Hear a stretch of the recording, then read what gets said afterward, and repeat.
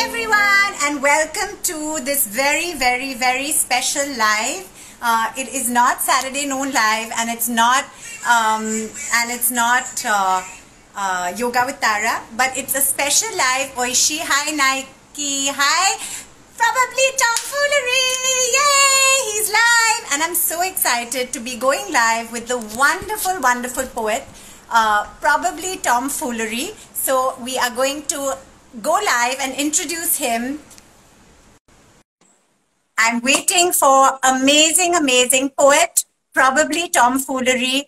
Hi all of you. I'm sure you guys have all seen his fantastic poem. Hi!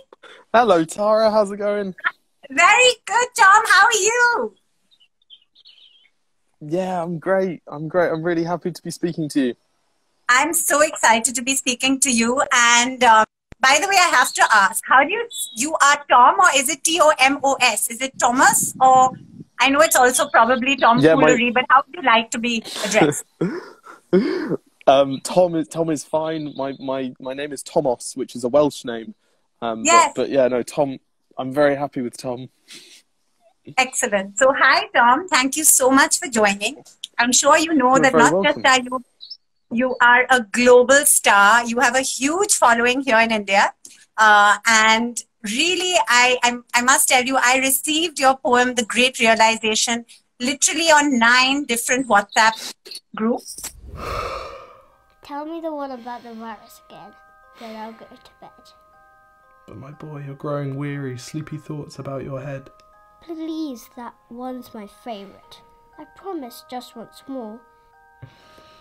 Okay, snuggle down, my boy, though I know you know full well. The story starts before then, in a world I once would dwell. It was a world of waste and wonder, of poverty and plenty, back before we understood why hindsight's 2020. Ranging from lots of friends here in India to my sister who's in the UK. I'm half Indian and half English. Oh. And our kids' school actually played it in their Monday morning assembly. So just to give some of our viewers here a little context, Tom, as you know, has written some incredible poems, simple poems in complicated times, as he says. So for all of you that have seen The Great Realization and the latest, A Tale of Two Mindsets, Maybe things will get better. I know they won't. I think outside it's getting wetter. How nice for ships that float. Stop doing that, it's annoying. Sometimes things are bad. Sometimes it's right to feel annoyed or angry, scared or sad. Okay, I see your point. All emotions have a different pace. But how good does it feel when the anger subsides and then laughter takes its place?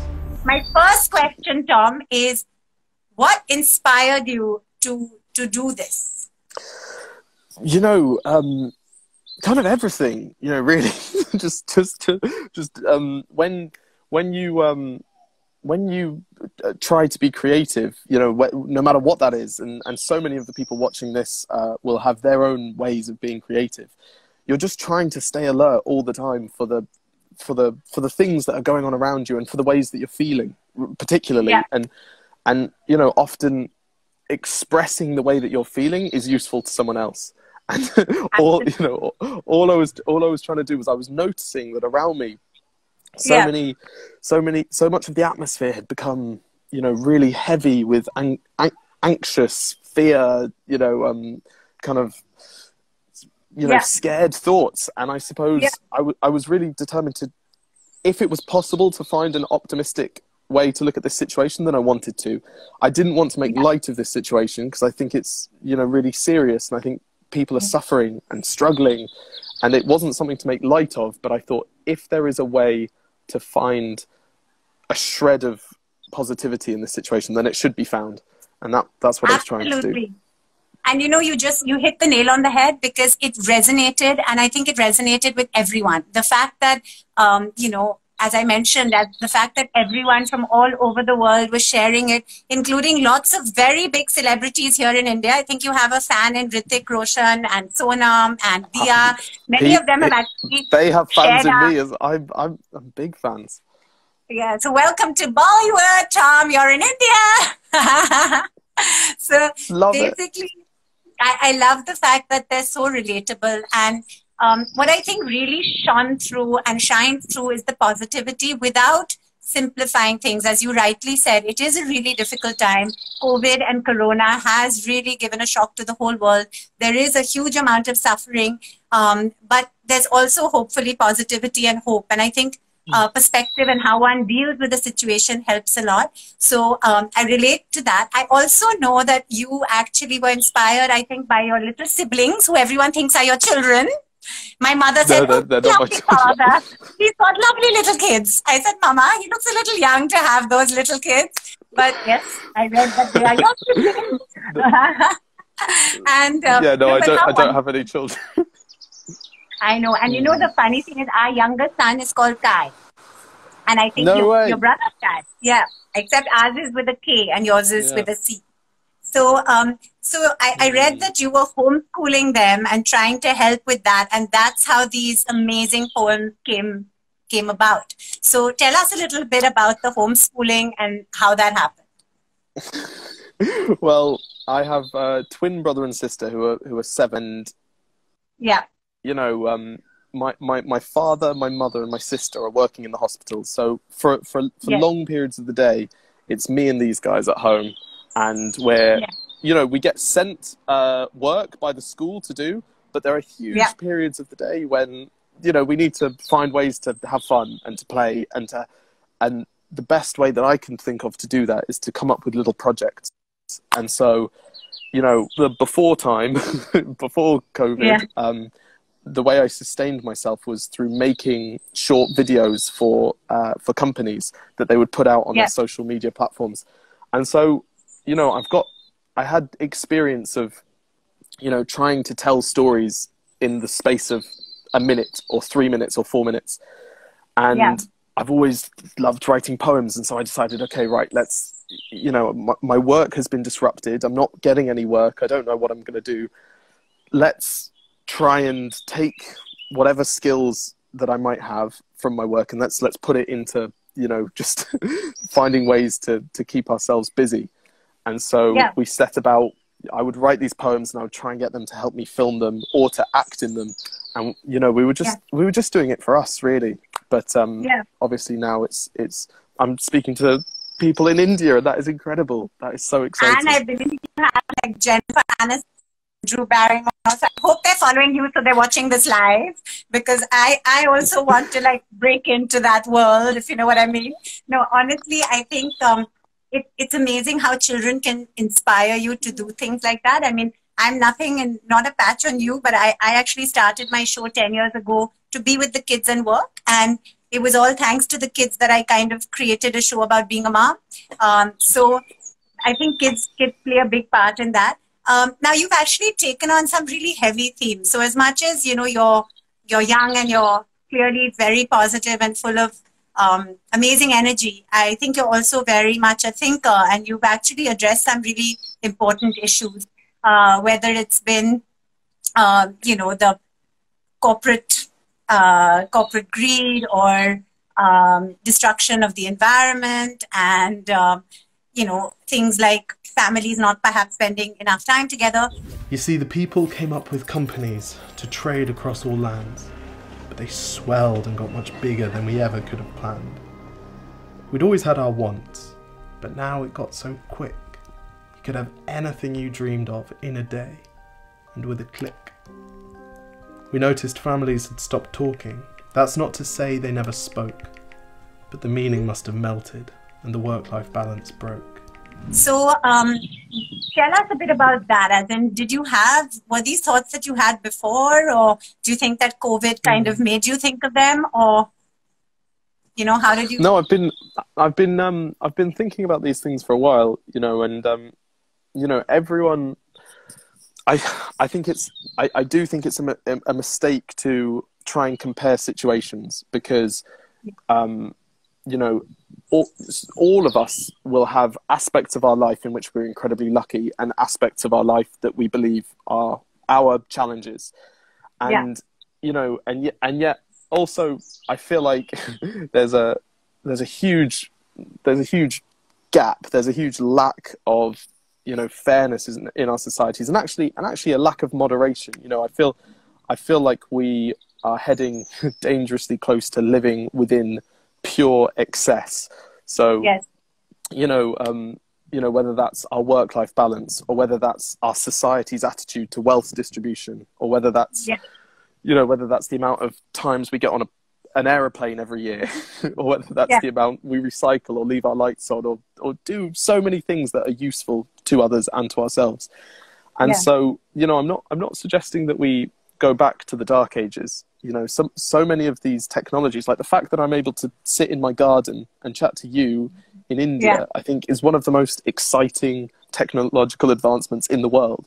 So I'm not suggesting we all throw away our phones, but what I am suggesting is, you know, I've even said to Alex, who is the guy that organizes who I speak to and do interviews with, I've said, like, for 4 hours of each day, at least, I want to spend time with my family, you know, because I can imagine that it would be easy to just, this poem's gone very well, and you just now book up my whole day to speak to wonderful people, but then I become a hypocrite, you know, because the thing that I've been preaching, I wouldn't be following through myself. So I've said for 4 hours each day, and I've just finished. This is why I look so messy, and I would have put on a shirt maybe to speak to you, but I've just got back from running around the park with my little brother and sister, and they're on their little bikes. I have to admit, I you know, the connection, because I'm pretty much the same as is my husband Rupak, who wanted me to tell you that he lived in New Zealand, much like you grew up in New Zealand. And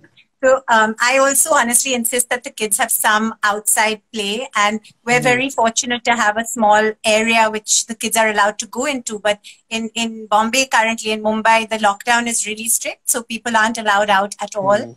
And it's really tough because, of course, like it's been for you, but I think that actually brings me right to the next question. I love the fact that you use the word moderation, and I'm a big believer in balance as well. And I also think that, you know, technology has its pros and its cons. I'm in such admiration of how schools are keeping the kids in routine and keeping them busy. Our kids are, you know, 10 and 8, and I would be going mad if they weren't busy.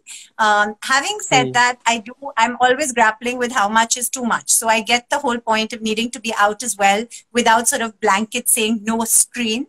But you touched upon a really, you know, important thing where when I said, you know, it's really hard because a lot of people here can't go out. And that comes to your next poem, A Tale of Two Mindsets.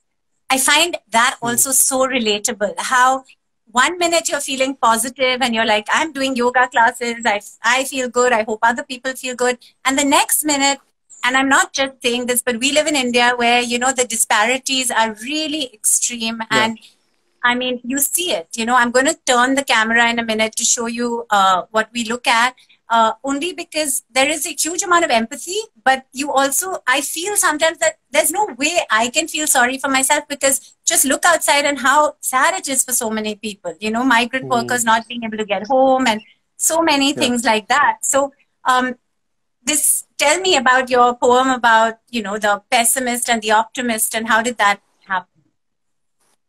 So I would love to, you know, for you to turn your camera so I can you know, have more insight and see what you're seeing.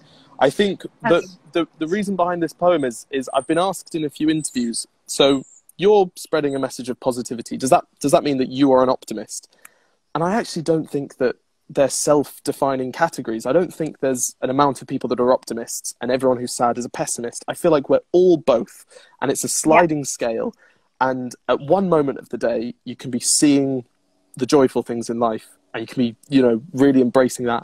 And then an hour later, you can be overwhelmed, you know, by your situation. You can be frustrated, because I get frustrated at my little brother and sister all the time, because sometimes they won't listen. Sometimes they have temper tantrums. Sometimes I have temper tantrums. I feel like, you know, I feel like it would be naive to suggest we're one thing or the other. It's a constant battle between these two mindsets. And absolutely. Look, I'm not being naive to suggest that the future could be bright, but I'd rather be an optimist proved wrong than a pessimist proved right. All we can do is, I feel, try every day on a minute-by-minute basis to spend more time looking at the world in a positive way than looking at a negative way. And if you do that, at the end of the day, I believe you will have had a more fulfilling day than if you do the reverse. And also, I feel like it doesn't just affect you, it actually ripples out. So Absolutely. if you exude positivity, then the people who you come into contact with will do the same. And that's so exciting, but it's not easy. And I'm not suggesting it's easy. And actually, I think it's fantastic. And it's true. I agree with you. I think you also said something about, which I really believe in, if, you know, as cliched as it sounds, is one little drop makes the ocean. And one, you know, change begins with you. When just one person being positive, the ripple effect is huge. I learned that in a big way over the last year, because I've been really upset about a big project that's destroying the ocean. We live in front of the ocean, and I've been really upset about it. And a year and a half ago, when, you know, we started asking questions, everyone said, oh, there's nothing you can do. It's a huge project. You know, why are you even trying? And I remember my husband said, you know, if you're going to regret it, you have to find out. And I just started asking, and then I found there was a huge movement. And, you know, they actually, the Supreme Court and the High Court actually stopped the Coastal Road project to ask questions. And it was so overwhelming to see that the power of positivity and people can work. But unfortunately, it's been uplifted, and now it's, I mean, the stay was lifted and now it's back on. So that's another story. But I'm just going to turn the camera it's a constant here. battle. It's a constant battle, but you have to try and you have to stay positive. I completely agree. I'm just going to turn the camera. I don't know if you'll be able to see, but we are, touchwood, very, very lucky to have a beautiful sea view. And I don't deny that my quest to try and save the coast begins from the passion I have for looking at this view. But beyond that, I've learned a lot about environmental issues like climate change and other reasons why it shouldn't be destroyed. But yeah, so we're in a building here, which is beautiful. And we've got that beautiful sea, if you can see. And if you look right down there, there are slums. Do you see the little... I do. Yeah. So now that is the reality that, you know, I often say, maybe because I'm half Indian and half English, and I, you know, my mom's from West Sussex and lived between London and West Sussex, and I went to college in London. So I don't know why, but this to me, this is our reality. And as much as, of course, we're so empathetic and we want to help everyone, there are many days when, honestly, when anyone says to me, oh, I'm having a tough day, I just look out and I say, how can we even say that? You know, really upsetting. And in my own nice way, I keep saying, you know, the whole world is saying that pandemics like this are caused because of human beings destroying nature. And shouldn't we now really think of sustainable development? And, you know, we're not anti-development, but can't it be responsible development? So your poem really hit me hard, even when I was voting. So what do you think has changed for you now? Because as you said, you could have interviews all day, you become a global sensation. Well, so what do you think what I would love,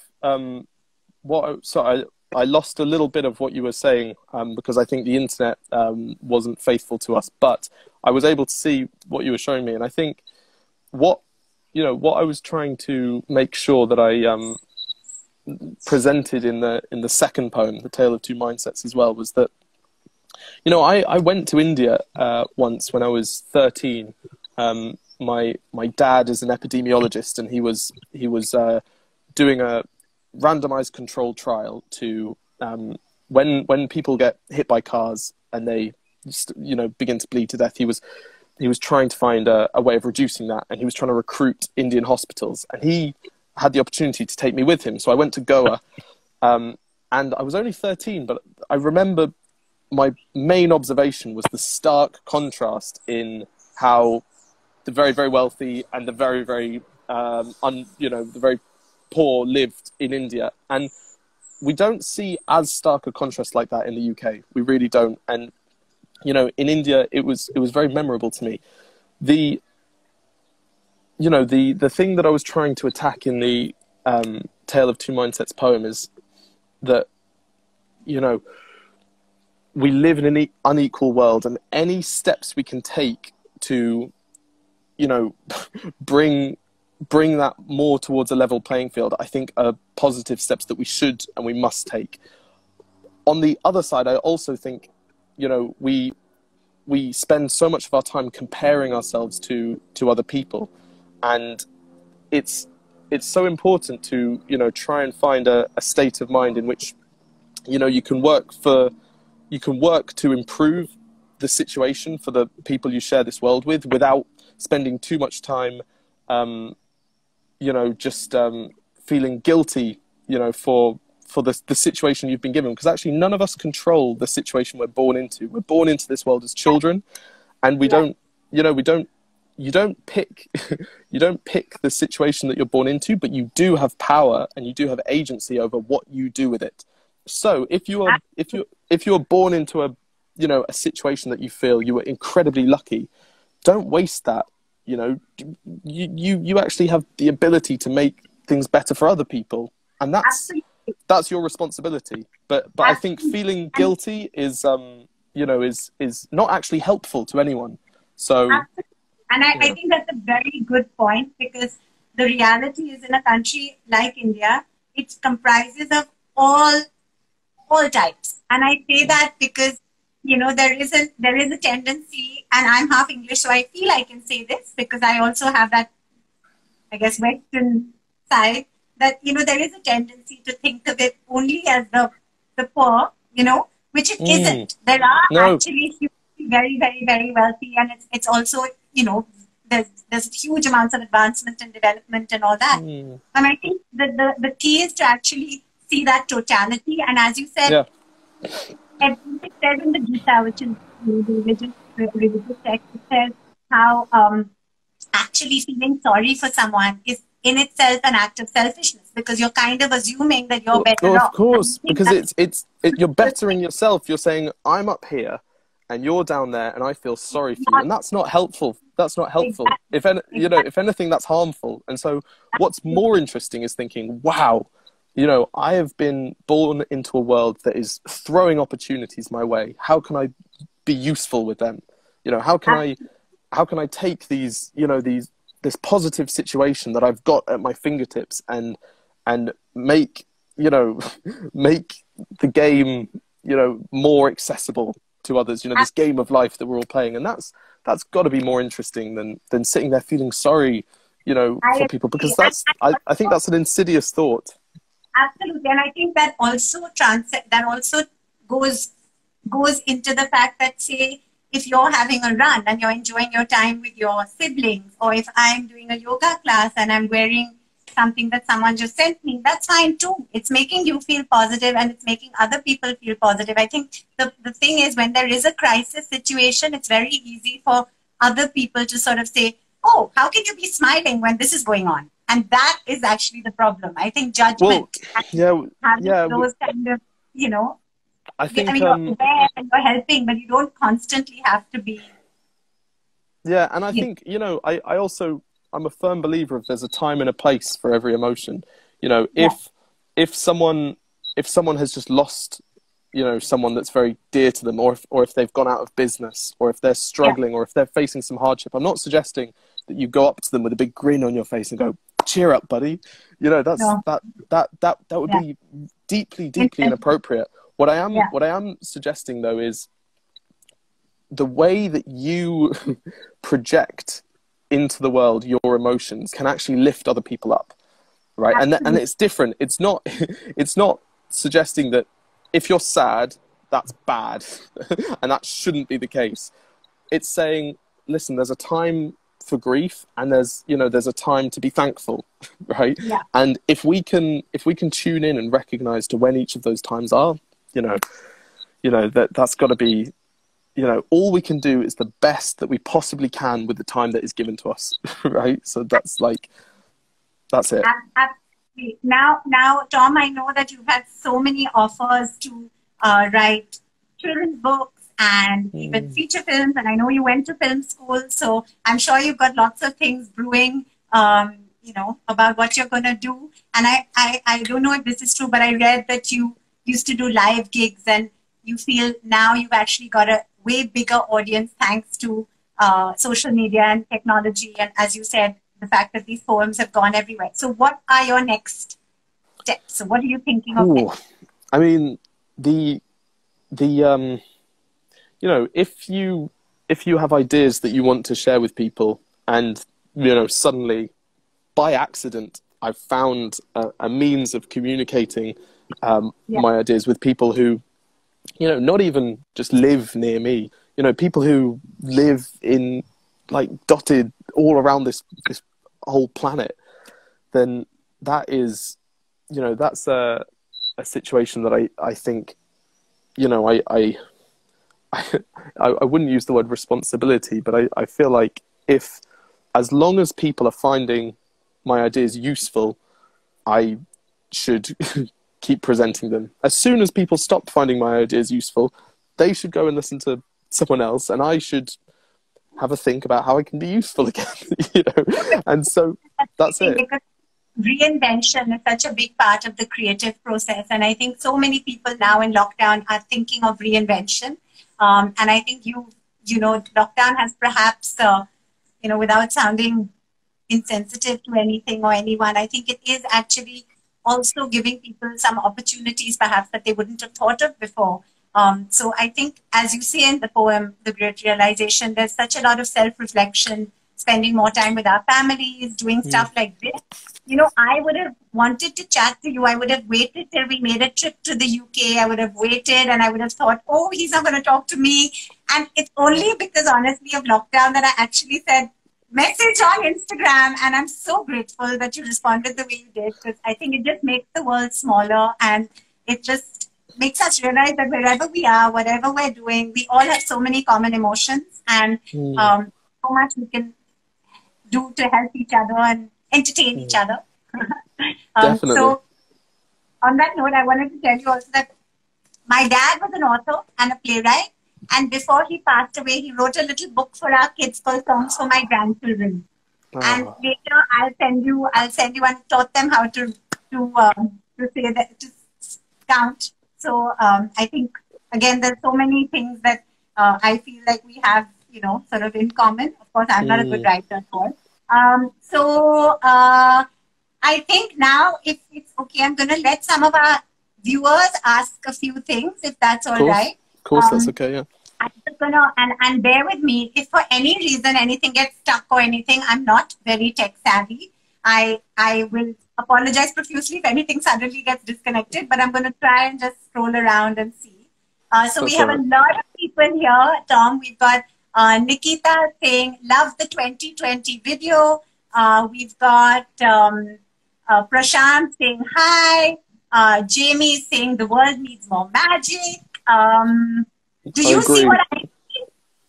Yeah, no, I see some people commenting. Hey, something I really wanted to do, if it's all right with you, is I wanted to share with you one of my favorite poems, which came out of your country.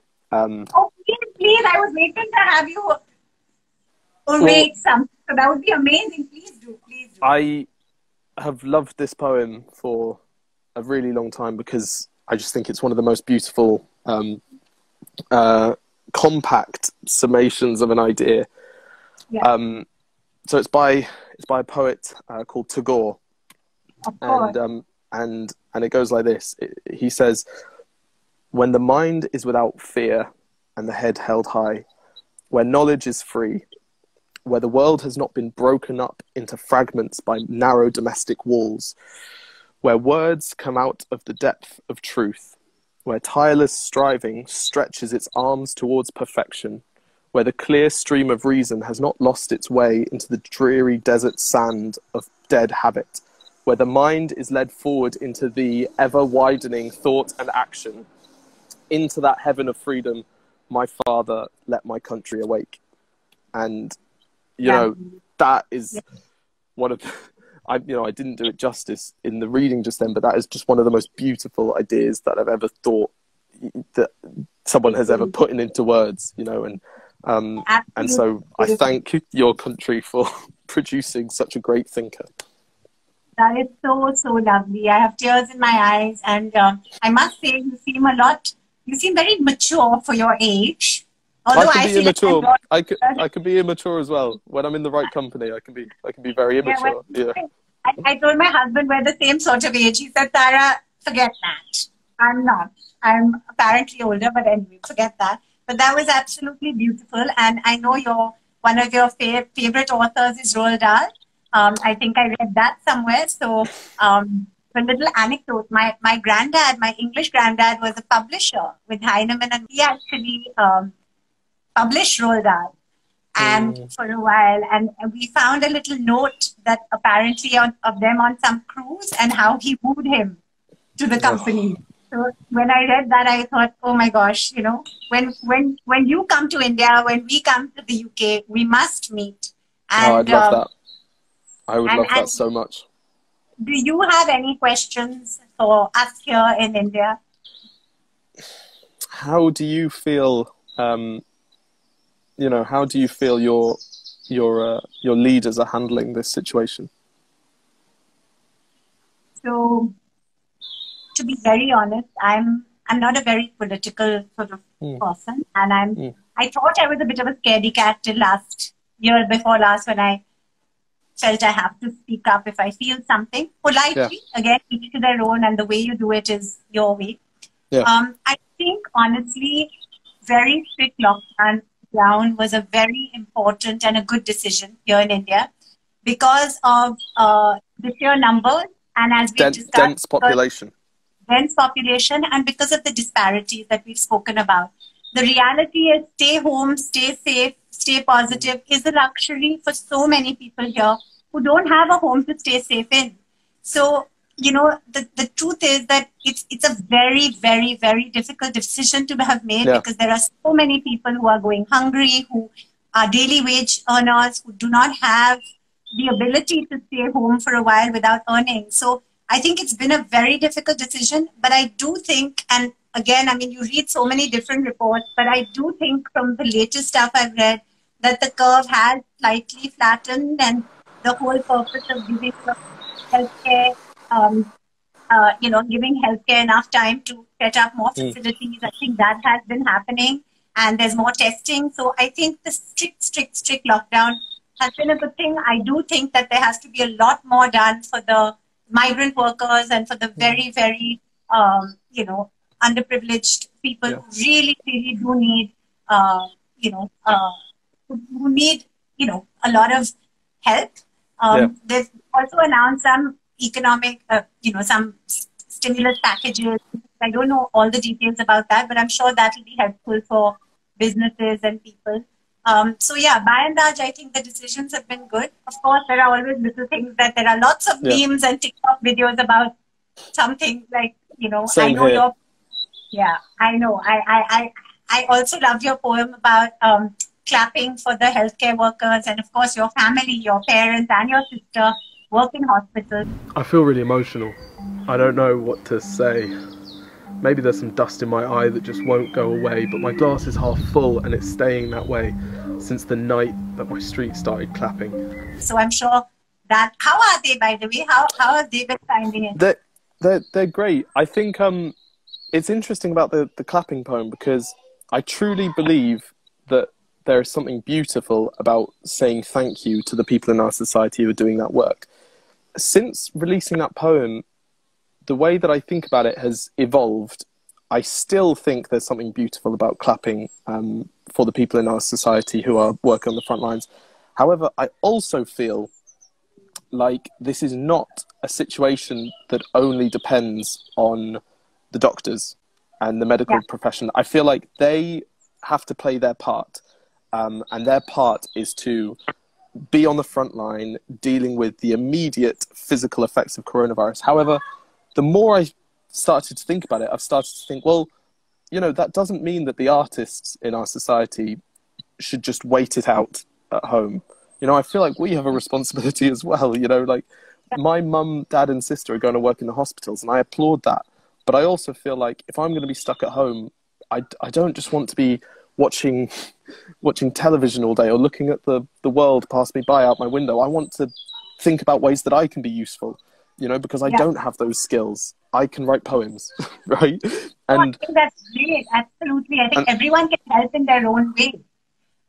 and so, you know, I still support the fact that we're clapping to say thank you, but I feel like I also don't want to encourage a culture or a situation where we start to feel like we're clapping you because you're sorting it out and we don't have to. And so I'm worried that the clapping could become a transfer of responsibility, you know, a metaphor for saying we're applauding you because you're fixing this. And that's not the case. I agree with being grateful, and I think we should be grateful. But I also feel like no one can abstain from responsibility to make things better in this time. So, you know, since I've released that poem, I've actually, my thinking in the moment when we started doing it as a country, I thought, wow, this is wonderful. You know, finally we're giving people the credit that they deserve. Since then, my thinking has evolved, and I'm thinking, but actually, you know, is this giving a free pass to the people not working in the hospitals to feel like someone else is sorting it out? So it's interesting. That's a good point, and I think, yes, of course, huge thanks to all the health professionals. But I do think, as you said, it's everyone's responsibility, and I think eventually, when things do have to open and the economy does and lockdown does become less, we will all have to just be responsible for our own sort of surroundings and ourselves, and whether that's wearing masks, whether that's, you know, till a vaccine comes out, just be more mindful. But I can definitely say, and I'm also, according to all my friends, I'm always the optimist. But, you know, I also feel that there are lots of good things that, as your poem says, have actually come, as often happens, from a bad situation. It's a tragic, tragic situation. But then in 2020, a new virus came our way. The governments reacted and told us all to hide away. But while we all were hidden, amidst the fear, and all the while, the people dusted off their instincts. They remembered how to smile.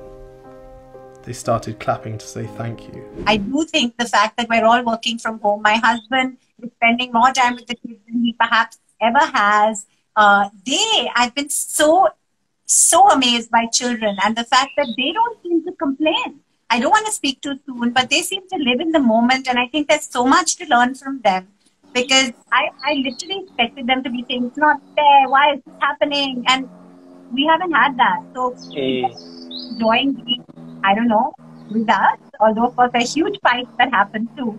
But I think children, you know, they really do teach us a lot. On that note, they wanted to say hi, so I'm sending my husband to summon them. They're going to pop in and just say a quick hi. And I won't keep you, but there are so many messages. Isra is saying spreading positivity is essential. Pauline is saying, why the hat? Well, it's sunny there, clearly. Well, because before this call, I was jogging around a park with my little brother and sister. And so if I took this hat off, my hair would be... which I don't think would be very nice for your lovely viewers. So I'm saving them from having to look at such a mess. No, but you know, you've shared so much amazing stuff, and I'm feeling so optimistic after this chat, and I'm really thrilled that we can now screen record. By the way, did you know that Instagram's changed their feature that it won't stay live for 24 hours? Now it just goes straight to IGTV. I did not know. No. I discovered yesterday, and I was so flustered, but fortunately we know it, so it'll go to IGTV. Then we've got Nikita saying, I think we have both optimism in the same day, but we can try increasing optimism. My world says realization and the tale of two mindsets is superb and inspiring. You are amazing. And what are your children called? Who am I going to meet? The kids are right here, and please give them some pearls of wisdom. Wait, what are their names? Kai is here. Hello, and Kai. Hi. Hey guys, my little brother. Wait, Kai, Sura. Oh. Yeah. Come say hi. And they haven't had haircuts, as you can see, because I don't trust myself to cut their hair yet. Hi, I'm chatting to a lovely lady in India. Hi. Called Tara. Come here. Well, do you want to say hi? Look, her little boy is called Kai as well. Hi, Kai. Hi, Kai. Hi, Sora. Wait, Sora. Hi. I don't think Sora wants to come. But where did you go? Okay. He's hiding. Mine don't often like to be brought in. So, Kai, you want to say something? Well, thank you for speaking to me, guys. Like, our mother makes us do videos sometimes. I make these guys do videos sometimes as well, don't I? So do they like it or do they like it? Kai, do you like it when I make you do videos? Yeah, he says yeah, thank goodness. Do you like it? Yes, yeah. Well, they say yeah because they know it's a public platform. All right. Oh, I have the same question also. And you want to say something about playing in school? Oh yeah, we listened to it in school on one of our meetings on Monday. Oh, thanks, guys. I'm glad that you're listening in school. That makes me very happy. They listen to your poem. Your poem was listen to my poem. Oh, blimey. Yes. Well, yeah. It was based on Monday morning assembly at their time of meditation. They were listening to you. Oh, I'm sorry for distracting your meditation, but hopefully it was helpful. No, wasn't it good? Yeah. Okay. So thank you so much. Then we saw the second one later. Yeah? Well, guys, Joe, I'm going to keep doing more, and as soon as you stop finding them interesting, you let me know, okay? Okay. Bye. Sound good? Bye. All right. Bye. Rupert. Thanks for speaking. Okay, my husband says hi from there. He doesn't allow me to bring him in. But thank you so much, Tom. And you're very welcome. Hi, Tom. Hello. Thank you for having me on this lovely channel, and I hope you guys stay safe and stay well, and yeah, take care. Thank you for being a part of it. Thank you so much, and I hope one day to have you on the actual Tara Sharma Show, where we're sitting, face to face, not through a screen. I see no reason why that can't happen. Yeah, keep inspiring and keep doing your amazing work. And thank you so much. Thank All right. Bye. Bye. So thank you all so much in India, in the UK, and everywhere that joined us for this lovely chat with the amazing, probably Tom Foolery. And do check it out if you missed it, or do share the IGTV. It will also be on the Tara Sharma Show YouTube channel and on Facebook. Ta-ra, ta-ra, ta-ra.